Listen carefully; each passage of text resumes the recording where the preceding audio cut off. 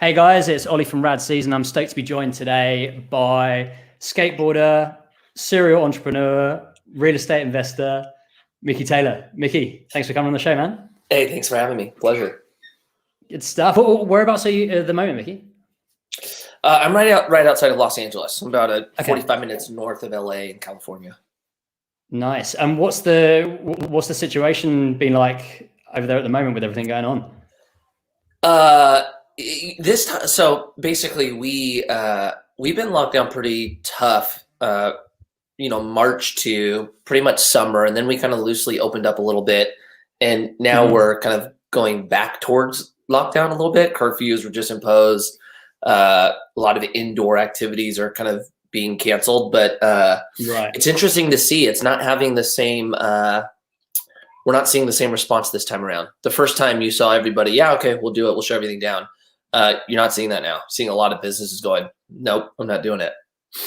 So So that's what's it? So fascinating. business? Yeah. So them just refusing to close down and kind of staying open and stuff, or Yeah. Yeah. Which you okay. did not see when this thing first happened in LA. It was like ghost town.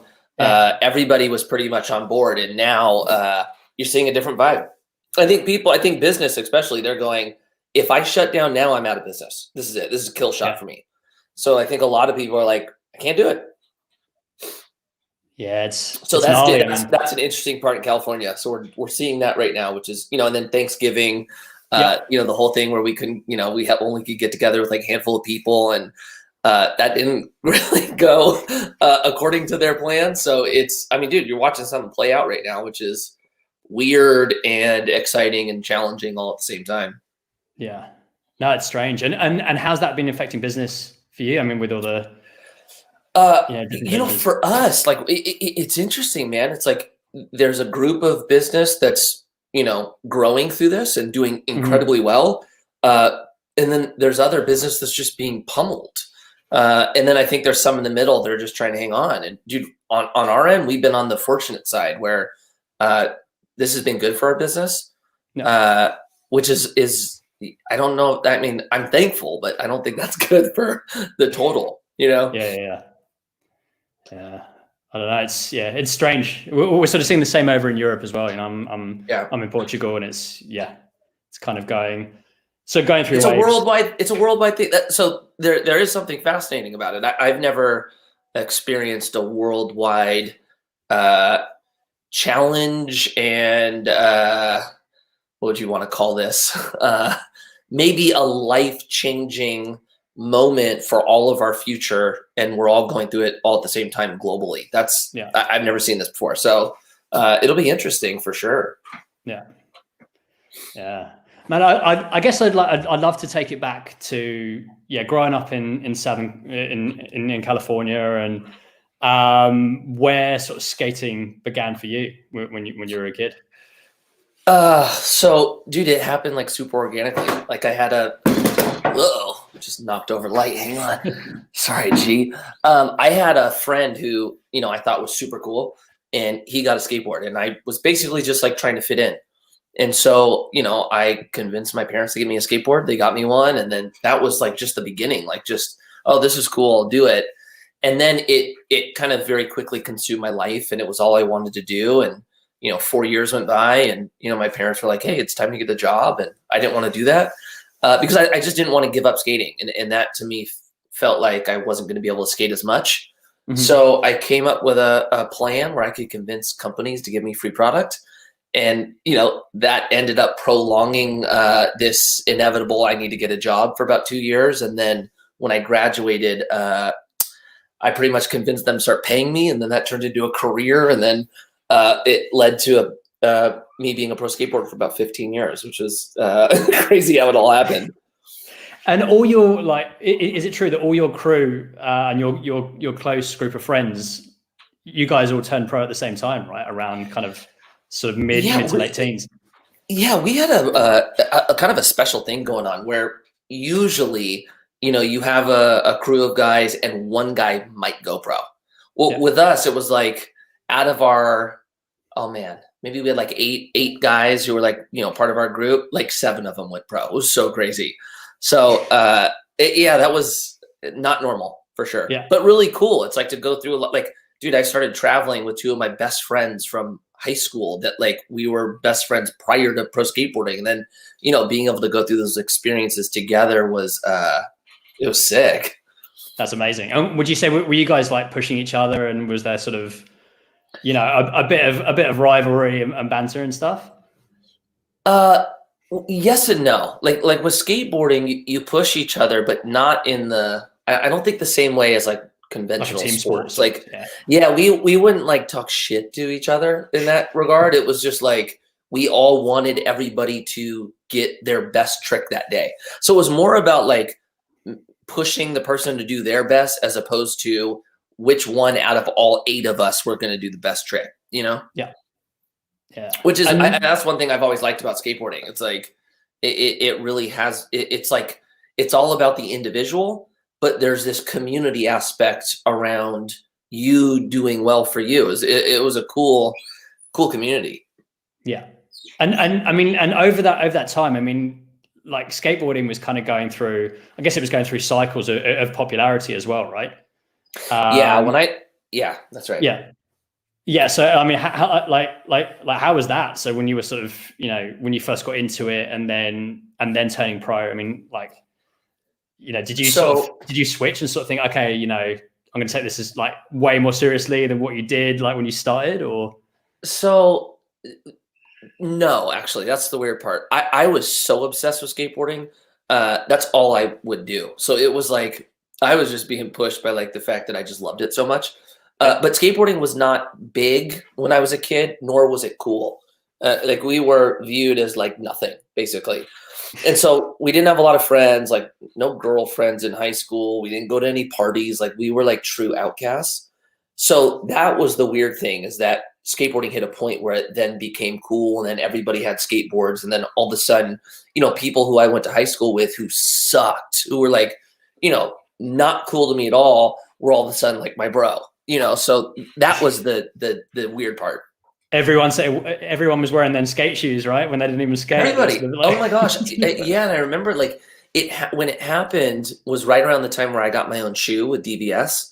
And I went into a grocery store and saw some guy working there wearing my shoe, not a skater, right? You could just tell this dude does not skate. And I walked in with my friends. I was like, this is the craziest thing to see that guy who doesn't skateboard wearing my shoe. It was like, everything's changing. Yeah. And then that's what happened. And so that was a trip. Absolutely. And sort of, I guess during that time, were you careful with money, or like, were you sort of thinking, okay, like, you know, now sort of like from where you are, was it sort of something that you were looking up to like some of the other guys, and, you know, there were some good influences there and sort of advising you, would you say, or did that change? You know, did you change your thinking as your career progressed in skating? So a little bit of both.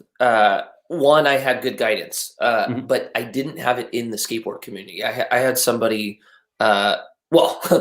basically when I told my parents that I wasn't going to go to college and I was going to be a pro skateboarder, they pretty much panicked.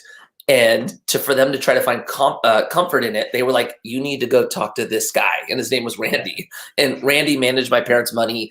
And they were like, he needs to help you so you could figure out a path towards what your life's going to look like after your career. Because, you know, when I decided to be a pro, again, it was small. There was no longevity in it. So they were really concerned about what happened next. Mm-hmm. So I met this guy when I was 19 who pretty much started teaching me about money. Basically, like how to create the foundation, the disciplines, taught me about investing, showed me different assets, you know, how to gauge risk and to make sure that, you know, my risk tolerance matched the capacity of my, you know, total amount of money. And so I was on this very like strict and disciplined, I was on this very strict financial plan to basically put myself in a good position when my career ended. Yep. What was different though is none of my friends were on that plan. Yeah, like, I was going to ask, were they doing that? None of them. Like... No. So it was like, and then right when, you know, skateboarding kind of blew up, dude, we started making money. And then it was like, dude, I'm seeing my friends like skaters, dude, from like an industry that's tiny, driving like, S-Class Mercedes. And I'm going, this is the craziest thing. So I was a little bit of an outlier there. But what I did have was there was a handful of people in the skate industry that became, inspirations and very influential to me that were more entrepreneurial. They were the ones who, own their own brands that you could tell they were doing more in the industry than just being a skateboarder. And I really started resonating with them and, paying attention to what they were doing. So with all that said, guidance on the financial side outside of skateboarding, inspiration from skateboarding on the entrepreneurial side. Nice. And would you were you hanging around more with those people then than, or both?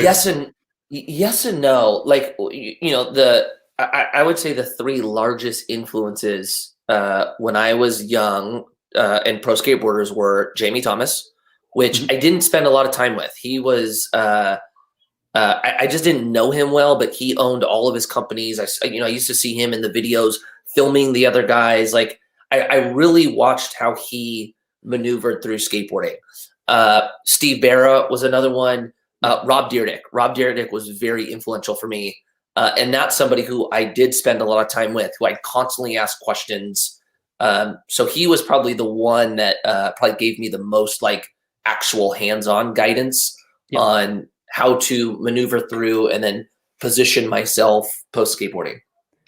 And you were in like the original crew when Rob was setting up Street League, is that right? Like, yeah. So Rob Dyrdek was one of the first pros I ever met. He's the one who basically turned me pro. Kareem Campbell turned me pro, but Paul and I quit right when he was going to turn us pro. So then I got sponsored by Rob Dyrdek's company, Seek, and my first pro board that really went out was from Rob. So I've been friends with him forever. And then when he started Street League, I think he snuck me in because we were pros. How was that with like those sort of first competitions? And would you say that was almost like, it was like a startup, sort of how he was doing it, and then, obviously got bigger and bigger, right? Yeah, it was. So for me, like, I didn't skate contests. Like, that was like really my first experience in like skateboarding contests, which was cool. The first contest though, yes, it was a startup. It was like, like, let's just figure this thing out. But it was so rad. The first few years were really fun because there was this like element of, core skateboarders that don't skate contests. There was this feeling of like, yeah, we're just figuring it out. And then all of a sudden there's all these people watching. It was fun and exciting. And then as they started figuring it out, it became less fun, at least for me, because then it started feeling more like a true contest. And then it was like, we say more pressure or like more kind of like more spectators and stuff, or it just was fun? No, the pressure's not it for me. It was like the original idea of Street League and why it resonated with so many skateboarders who weren't contest people is Rob wanted to replicate how real skateboarding in the streets was done in the contest arena. Yeah. So that's why in the beginning, there weren't really runs. It was like, everybody goes, like I would go, stop, come around, next guy would go. That's how it is in the streets. Like we go skating handrails, like I go, try trick, come back around, next person goes.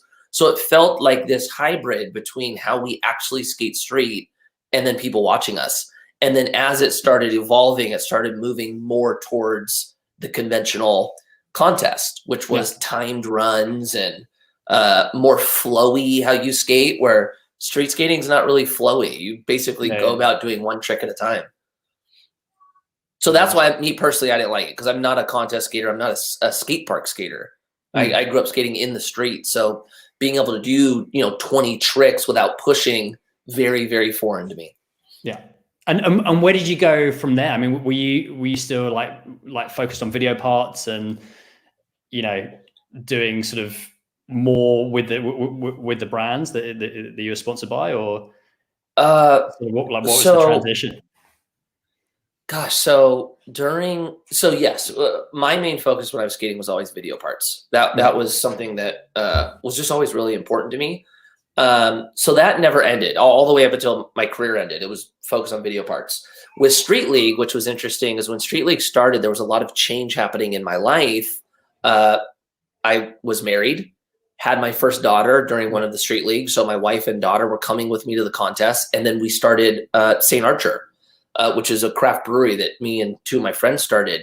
And so it was a lot of new things in my life. I'm a dad, I'm a husband, we have a true startup. I'm trying to manage a skate career. I'm skating contests all at the same time. So that was a busy time in my life. And like when you guys started Saint Archer, you got investment to then put into that. How was that journey? So kind of going from being a pro skater to then kind of jumping into this investment world, was that pretty crazy at the time? Super crazy. Super crazy. I mean, it's still crazy to me. Like I still find myself like in meetings going, how the hell did I get here? Like I'm not supposed to be in these meetings, which is pretty cool. But yeah, it was, how can I say it? The fact that we had to raise money,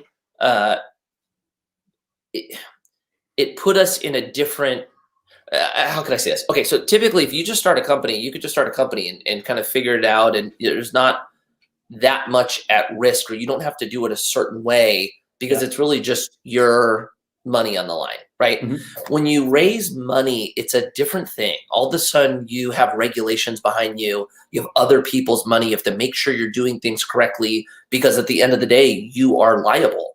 Yeah. So there was a huge learning curve for all of us in that, and also an added pressure that, it's not just us at risk. It's, a lot of other people, and a lot of those people were our friends and family that we intimately knew. So it was a trip, dude. It was a trip. But what was cool is, all of us had learned so much going through that, that really helped me position myself for the next business I started. Yeah. And what was the initial idea behind beer? I mean, were you sort of seeing that, a lot of your friends, or like a lot of people within skate were kind of, I don't know if they were sort of focused on more of the, say, if they're going to bring out like a new hardware company or apparel, was it something you thought, okay, we'll try and do something a little bit different? Or yes, that's exactly what it was. We, me and my partner Josh Landon, who he was a filmmaker at the time. We went to go film a video together, and Mike Mo, who's another pro skateboarder, was going to start Glassy, which is a huge sunglass company now. And he called me when he just had the idea. I was like, hey, what do you think about this idea? And I hung up the phone. As I was talking to Josh, I was like, dude, what do you think about sunglasses? And that sparked the conversation of us talking about starting new companies. And, basically what skaters typically do is start companies in the skate world. We kind of always go towards the same stuff: a new skateboard company, a new clothing brand, grip tape, or some type of hardware that you can, move into the apparel space. And that just led us to talking about doing something new that's never been done in our world. And, 3 hours later, Josh just throws out this beer. Like, how sick would it be to do beer? And we were like, wait, what? And then, it began just thinking about doing something new inside of skateboarding. And then as we started talking more and more about it, we really started seeing what was happening in the craft beer industry. And it was like at this moment where it was starting to cross over out of this small niche core group and make its way into kind of mainstream, where, at our, when I was, if I went to a party, it was like Coronas and Coors and, and now you were like, oh, people were walking in with like sick beers and people knew what they were. So it was what we saw, an opportunity in our world, and then an opportunity to go beyond our world, because it was kind of all happening at that one time. And did you ever sort of look at it back then when you were starting off, how quickly it would blow up? I mean, the demand, right? It just went crazy. No, we had no idea. Like when we did our business plan, dude, we thought we were going to be like a typical business, 5 years, basically burning cash, trying to get our name out there, hopefully get to stabilization, then have the next 5 years of like trying to grow it. And we definitely thought it was going to be the traditional path or what most people experience. And it wasn't. It was one of those unique moments where the second we opened doors, it was just exploded and we just couldn't keep up. So we had 3.5 years of trying to reach demand. as opposed to what we thought was 5 years of trying to just get our name out there and have people figure out who we are. Wow. Would you say, like, was that down to the timing with craft beers taking off, or with social, and then you guys kind of, you know, understanding like the social media side of things as well, and then sort of combining that? Or I think it was a combination of all. It was from the company and you know, really, like Josh. So Josh, for those who don't know, Josh has this ability to just sell something and then push people forward. So you had Josh just, you know, pushing the actual business side forward at a time where we were introducing influencer marketing before influencer marketing happened. This was 2011. So now we're all basically promoting this stuff on social media at a time where craft beer is starting to, you know, make its way out. And the fact that this has never been done inside of skateboarding. So now skateboarders are going, what the hell is going? These guys have a brewery. What is happening? And it was like this perfect storm of everything coming together at the right time, and it just went bonkers. That's awesome. And then you guys, so it was 5 years, and then you exited, right? No, it was less than that. It was, came up with the idea 2011, opened doors 2012, and sold in 2015. Wow. Yeah, it was crazy. It's crazy. Yeah. And then what did you do after that? Were you like, okay, like, did you sort of get the bug for it? And okay, like, I want to start something else, want to do something new? Well, yes and no. It wasn't that thought out, but that's actually what happened. We sell Saint Archer. Right after that, Alien Workshop, which was my board sponsor, kicks me off, and then 3 months later they got a business. So I'm sitting here going, okay, I have no board sponsor. I'm still skating at this point. And so I was like, you know, instead of getting another board sponsor, maybe I'll just start a company. So I start a board company as just I might as well try to own the things I represent. And then that was Sovrn. So we created Sovrn, spent about 1.5 years getting that to a point where I didn't need to be involved to operate it anymore. And then after that is when I started Commune. Okay.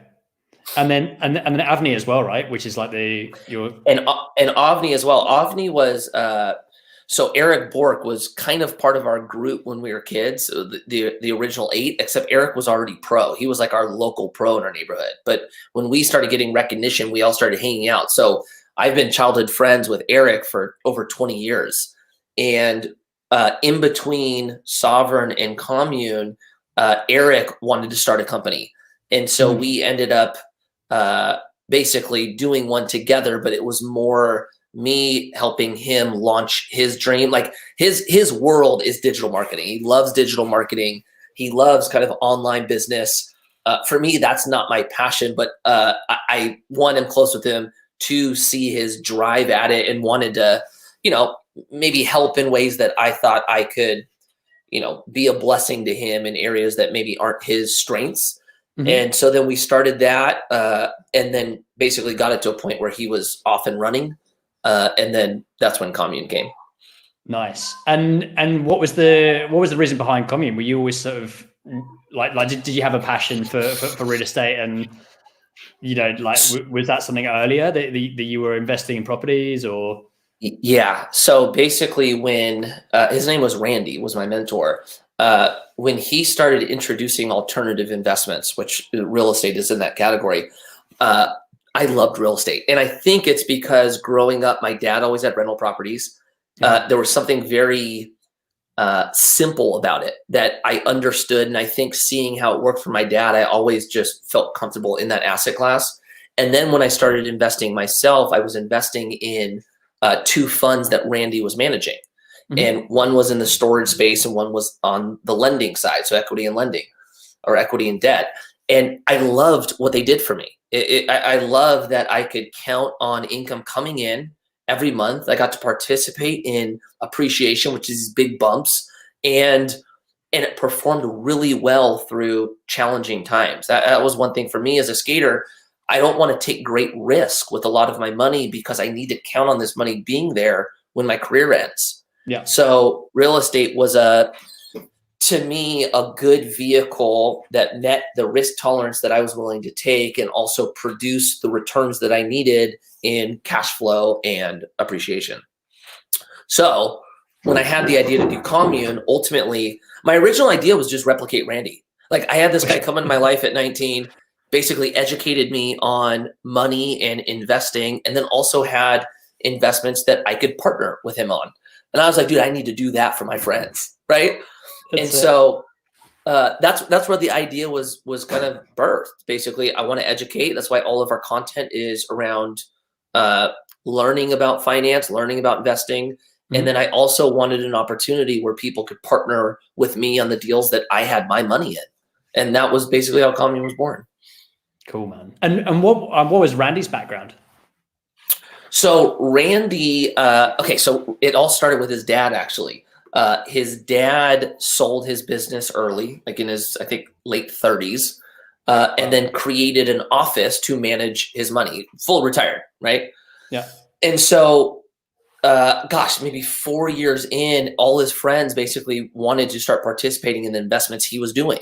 So then his single family office turned into a multifamily office, which means they're managing other people's finances, money management, advisory. And then Randy and his brother Jerry are Randall's two boys. Right. And they ended up coming in and eventually taking over the company. And one of the things that they really wanted to do was create this private equity side of the business. That's the alternative sides, storage unit fund, lending, etc.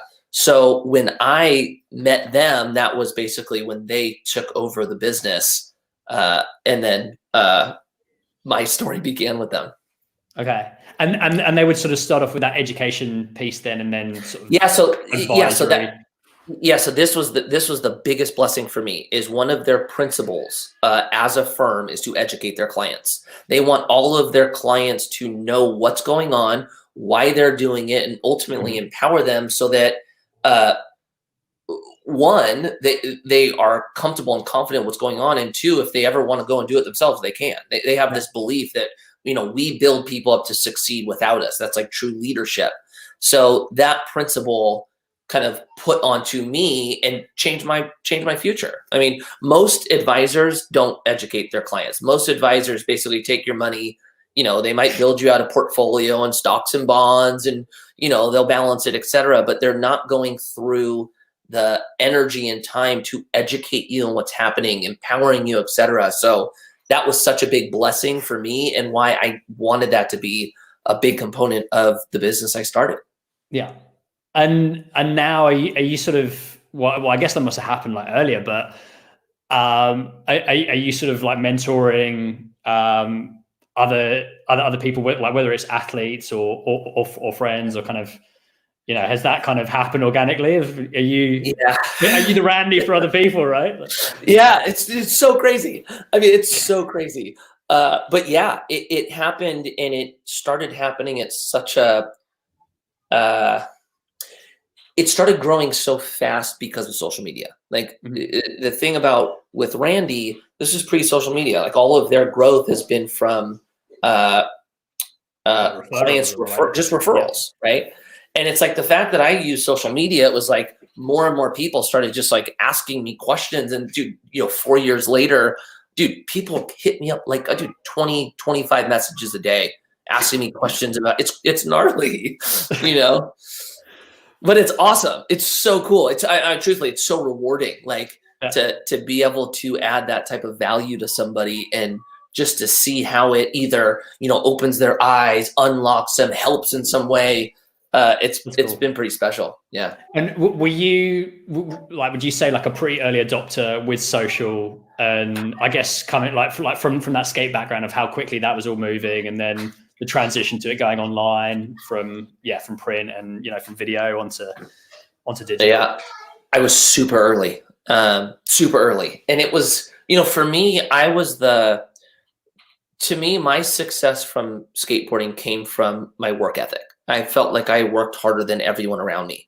And what that led to was me having all of this footage and nowhere for it to go, or all of these photos and not enough sponsors to be able to put those photos out. So when social media hit, I was like, oh my gosh, this is like my moment to straight get away, right? all of this out there, you know? And so I was on it pretty early. And then with Saint Archer, when we saw, I mean, dude, if there was no social media, Saint Archer wouldn't have done what it did. So we saw how powerful social media could be, where, I mean, we built and sold a business because of it. And then I was like, okay, let's really go in on this, you know?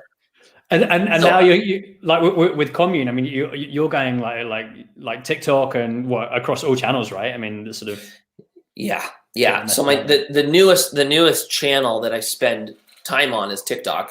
It feels like Instagram in 2010. It's new, it's fresh. There's organic growth. They're incentivizing growth, where Instagram's basically Facebook now. And so it doesn't do it, but it's important in the grand scheme of things. So I basically use them all. They all have different purposes, but as far as like organically connecting with people, TikTok is the only platform I use for that. Okay. That's interesting, man.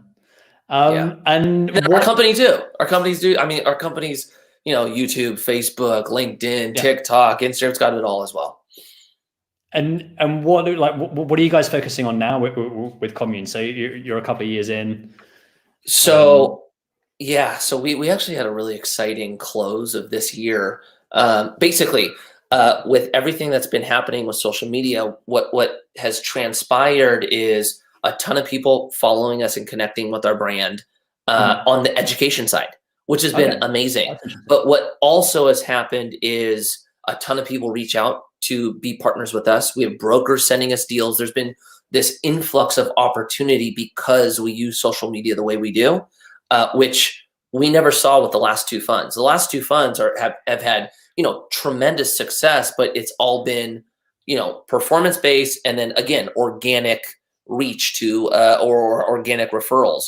Now we have so many people interested in what we're doing that we ended up, this just happened, we consolidated or basically brought our companies together. So the two funds, so I didn't tell you this, but my partners in Commune is Randy and his brother and his dad. They're three of our six partners. Okay. So all that to say, the two funds that I had been investing in, you know, for the majority of my career are now under Commune, and it's three offerings that we now offer. We started another fund together, so we have three funds total. We are growing like crazy. It's been pretty exciting. So the two things we focus on, all of our content is education. We are trying to grow that and get that out to as many people as possible.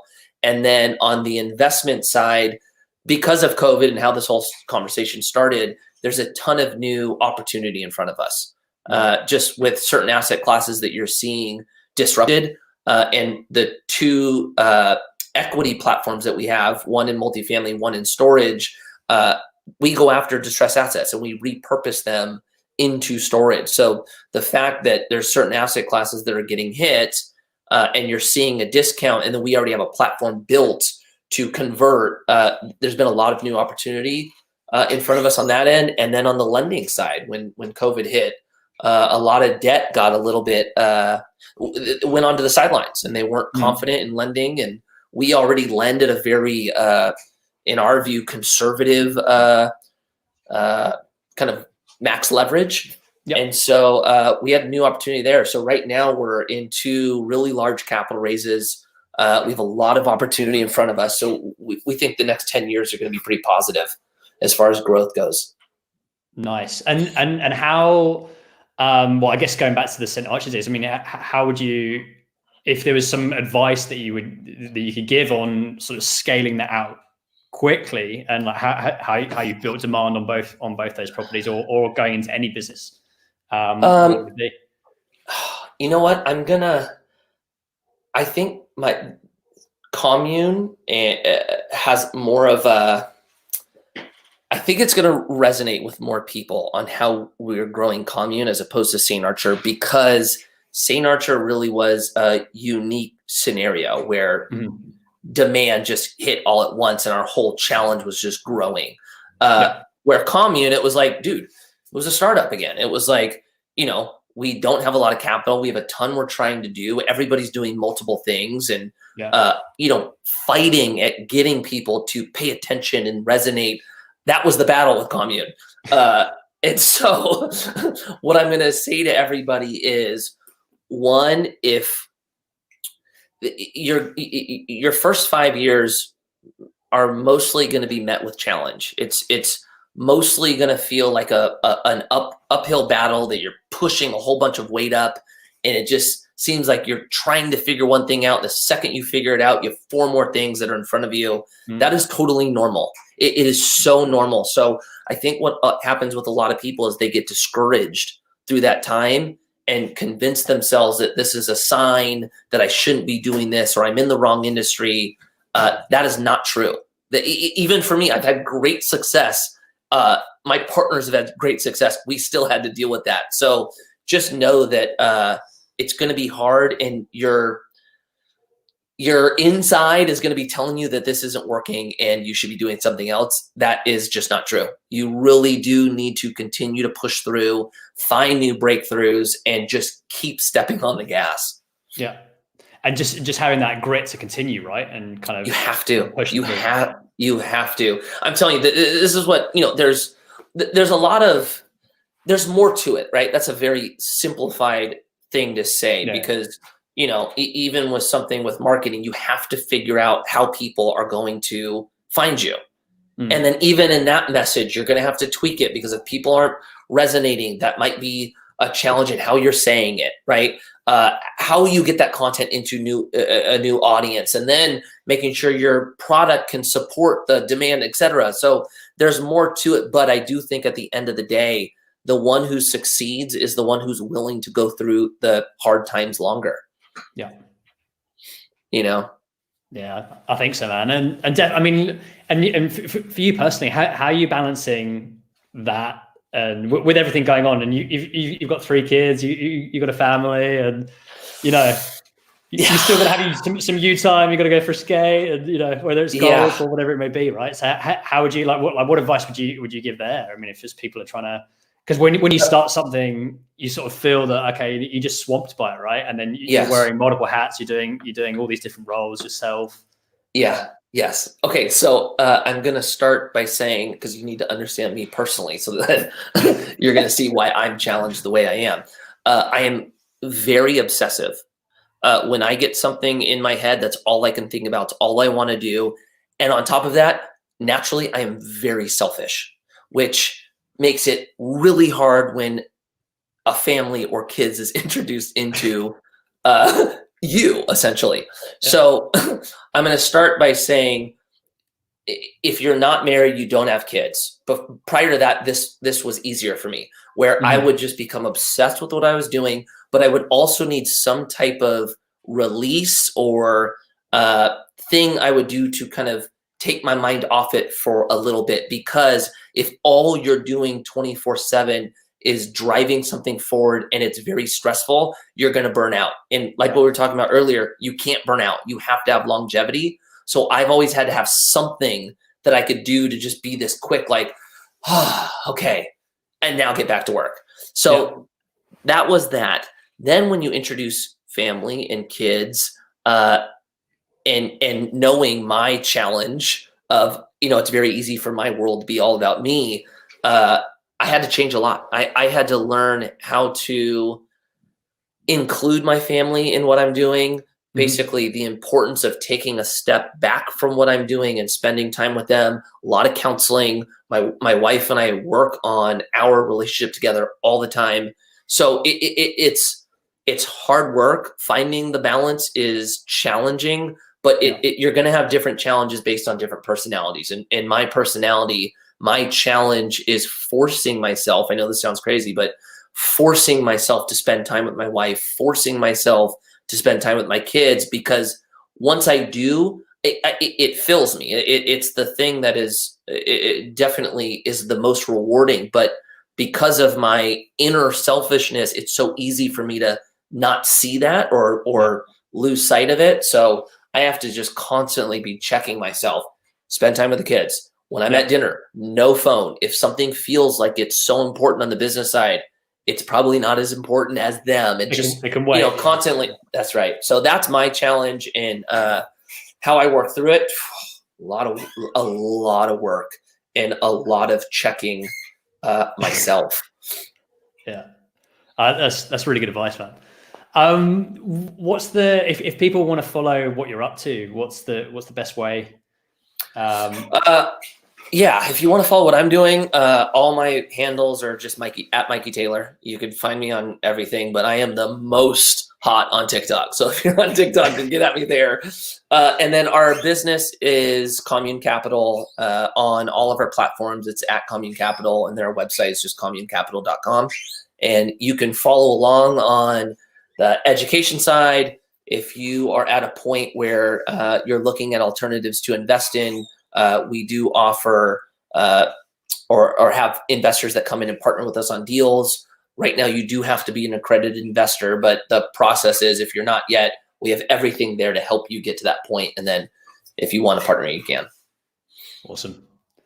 Thanks, man. It's been great chatting to you, and yeah, we'll definitely keep an eye on what you guys are up to with Commune, and yeah, have an awesome Christmas. I can't believe I'm saying that, but it's coming up soon. So I would have thought it. And there's an end to this year, which is what you. Heck yeah, I appreciate it. Thanks for having me. Have a great Christmas too. Thanks, man. All right. Ciao.